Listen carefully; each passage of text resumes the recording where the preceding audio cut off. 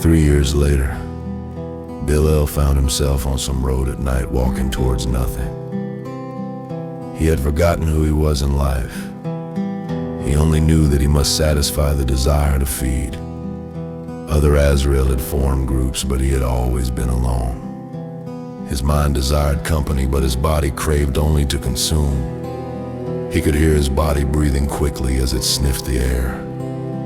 An aroma of uninfected humans had entered his nostrils, and he knew that his body had found a new victim.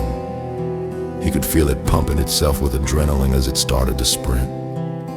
However, his body didn't notice the vehicle from behind striking him and tearing him in half. A pickup truck retrofitted with a horizontal blade on the front attached to one of those snowplow shovels. Bilal wished he could have screamed since the pain was immense. His legs twitched and jerked around in chaos.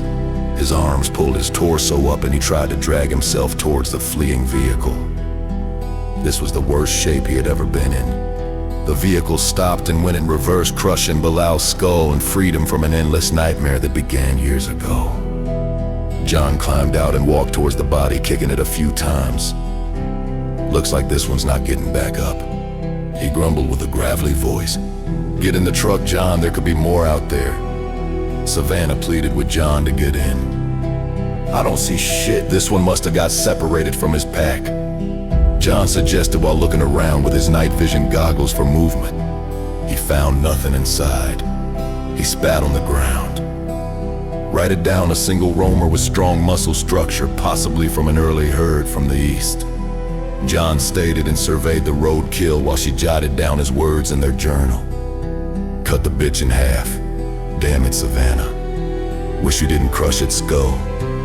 The doc said he'd pay a decent amount for one that was Middle Eastern, and I can't tell what the fuck this is," he added while kicking around pieces of its head with his boot. "The hell with it. Let's get back." He climbed into the truck and they drove off towards a lab in Chicago, a bunker well hidden from the Azrael. The Highwaymen station was a few days away distance, meant very little since a detour was always required. Because the Azrael formed herds that seemed drawn to roads. Furthermore, you never let a herd see you, even in a vehicle. They were resilient, extremely powerful, and could and would open doors if you failed to lock them. Roads usually led to towns and cities, so it made sense that they would follow roads. Each herd contained a leader that escorted the Azrael to destinations.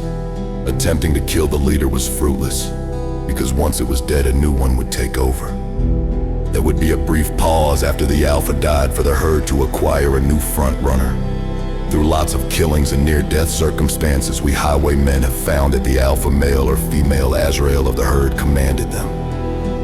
Their ability to command was but a primal instinct driven by the weaker ones to follow the strong. Where the alpha went, they followed. If it decided to jump off a cliff, they would all follow until it died. Then the next strongest would take charge. Sex had no bearing on the Azrael either. They did not have sex or have ever been witnessed doing anything sexual. Their clothes were torn and tattered and always dirty.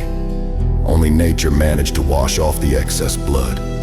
If they were naked or were wearing clothes weathered enough that it revealed their sex, usually was a dead giveaway that they were in fact Azrael. They did not sense the cold or heat, since their bodies adapted to their environment quickly. Azrael were warm in the cold and cool when it was hot. Since they were always on the move and ate constantly, they were extremely strong and their bodies were lean and tough. They were the weakest upon being turned. However, they were still dangerous since they attacked anything that smelled human. Once they joined up with a herd, their attacks were more focused, which allowed the Highwaymen to sneak around them. Also, we discovered that hiding our scent was imperative to survival beyond the walls of Chicago. All Highwaymen wore a masking agent that cloaked the human aroma. It was discovered just before the Highwaymen were established. Damn it, John. Will you take it easy on that shit? It's making my eyes water. Savannah gripped at John, covering her mouth and nose as a tear rolled down her cheek in response.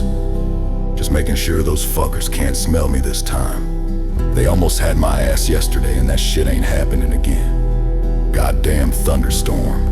Didn't hear those bastards coming. John Groner remembered another near-death adventure scavenging from that boathouse back in Wood. The sounds of several lightning strikes nearby shook the ground, hiding Azrael movements. The thunderstorms had been getting worse lately.